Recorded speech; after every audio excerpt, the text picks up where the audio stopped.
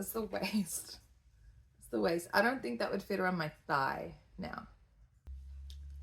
Yeah, it doesn't fit around my thigh. Hello, my name is Nell, and usually I have things to say about disability, chronic illness, and mental health. I mean, I always have things to say about those topics, but today I'm gonna chill out and not talk about that nonsense because I want to take y'all for a gentle meander down memory lane.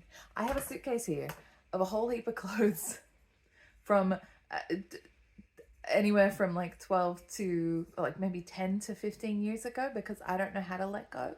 And some of them are from my dancing days. Yeah, I mentioned before in other videos that I used to do salsa dancing. I used to go clubbing. I used to do a lot of like normal teen to 20s stuff. And I kept a lot of the clothes because I can't fit into them anymore because I got big. I became a big boy. But I kept them because I didn't really want anyone else to have them. And because they're just sentimental. And I don't look at them much because they're emotional, but I thought we need to do some sorting and rearranging. So I thought I'd get this suitcase down and I will show you all what's inside. So let's have a look. And I will just warn you, I was small. I was so damn small back then. I was like, I'm about 5'6", 5'7".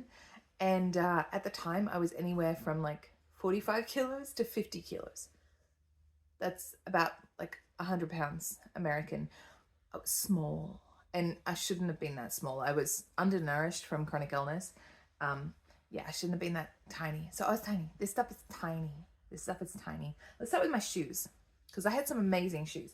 These shoes, I kept them. I can't fit into them because the downside of being wheelchair reliant is that your feet puff up. And I went from like a size 7 in shoes to a size 10. I didn't see that coming. But these shoes are so incredible. And they're real leather. So they've been in this suitcase for about 10 years. Maybe 7 to 10 years. And they look incredible. And I've kept them in there because I want to find a pair just like them in my size.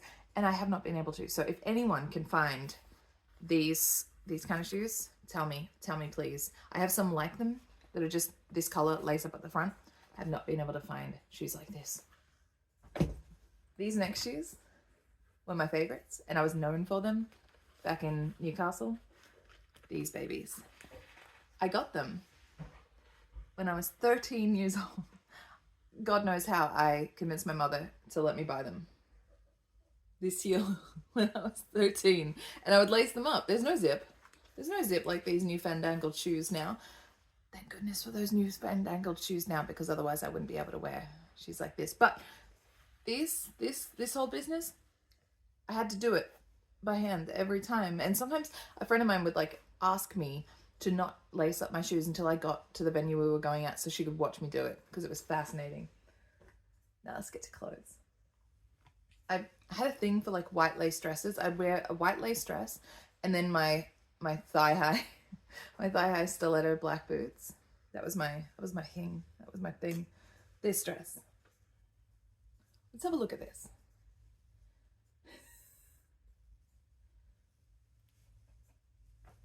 It's the waist. It's the waist. I don't think that would fit around my thigh now.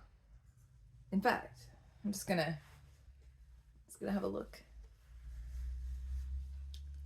Yeah, it doesn't fit around my thigh. It doesn't fit around my thigh. Another lace dress. Oh my gosh.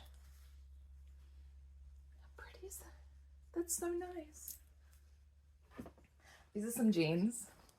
They kept getting holes in them. I didn't have a lot of money, so when my jeans got holes, I'd patch them on the bum. Patch them on wherever that is. Patch them down here. Patch them on the knees. I would just leave the holes there. That was fine. Oh, these are such cool jeans. I love them. Love them so much. A little bit of lace on the back pocket. Love them. Oh my gosh. They were great. They were so good. This dress, beautiful, from an op shop. A lot of my clothes were from op shops. This, I wore it to my 21st birthday, I think. Oh, again, look at the waist. How did I ever do that? This dress, I bought this to go on a date with a boy because he promised me after we'd been seeing each other for a bit. that he would take me on a proper date. And he never did. Soldier, sweetheart, you know who you are. This could have been you. This could have been you. And I would kill to have a dress like this now. This dress was my favorite salsa dancing dress of all time. It was also known as the car wash dress. You will see why.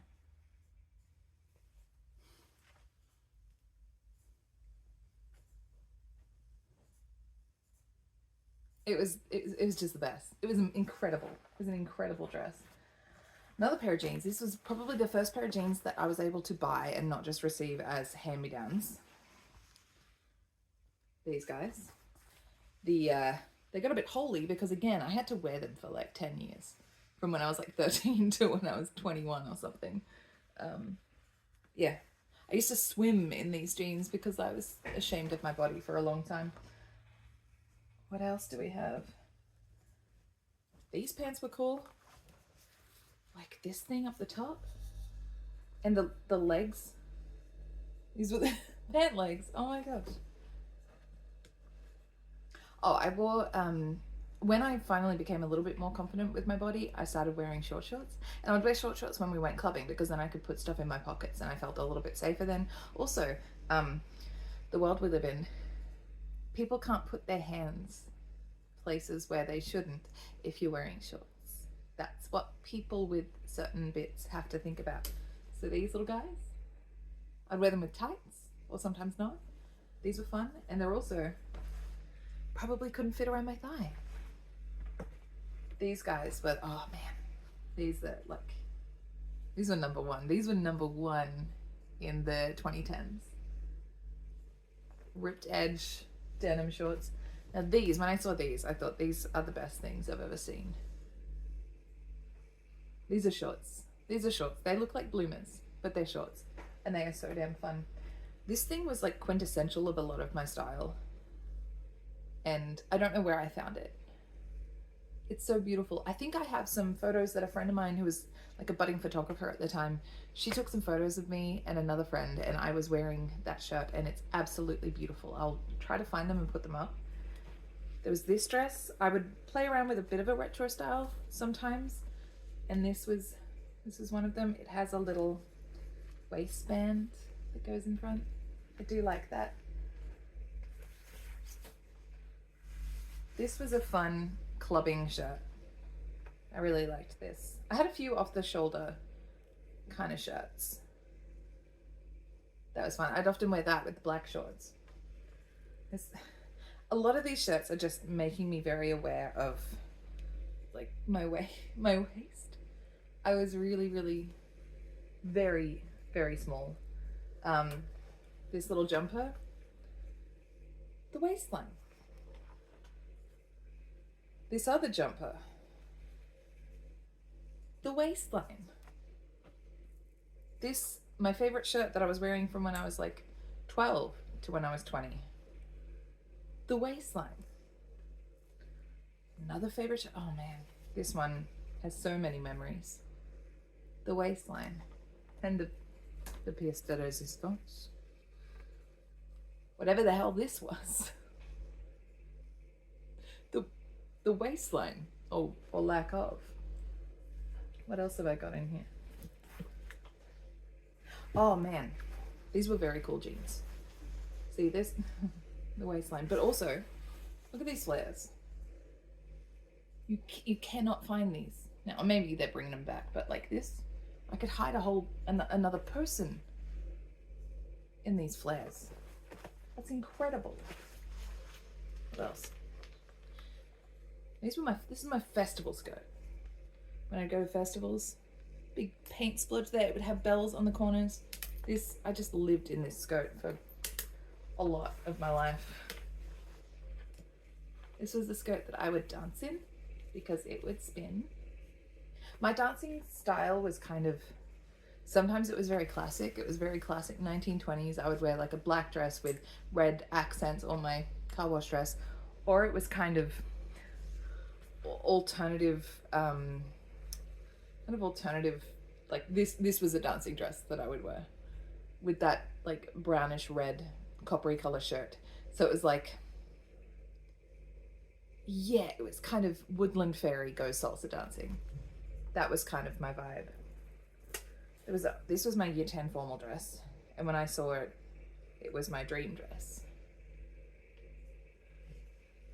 And I still have it because it's so beautiful, and it's just sort of, I feel like it shows that I knew myself when I was, I don't know, 15. When I was going to my my year 12 formal, I thought I wanted like a Regency era Pride and Prejudice kind of dress. I helped the dressmaker design it. I said no ruffles at the neck, so she ruffled the neck. No ruffles at the sleeves, please. So she ruffled the sleeves, and I made sure that it was long enough and then it was too short. So she made this beautiful dress that I then couldn't wear because it was wrong. But I still have it because I'll probably, I don't know, turn it into curtains or something. So instead, I wore a dress that I made in year 10. I made in year 10 and then I kind of pimped it out for year 12. The skirt itself has, I think, 8 panels in the skirt. And then the bodice is a corset with like 16 panels and all this beautiful, beautiful whatnot. A lot of this is going to go in a box in the storage because we can't afford to have it in this suitcase in the house. The suitcase has to be for other storage stuff. But yeah, a lot of this I can't let go. I can't let go of. I can't do this stuff anymore.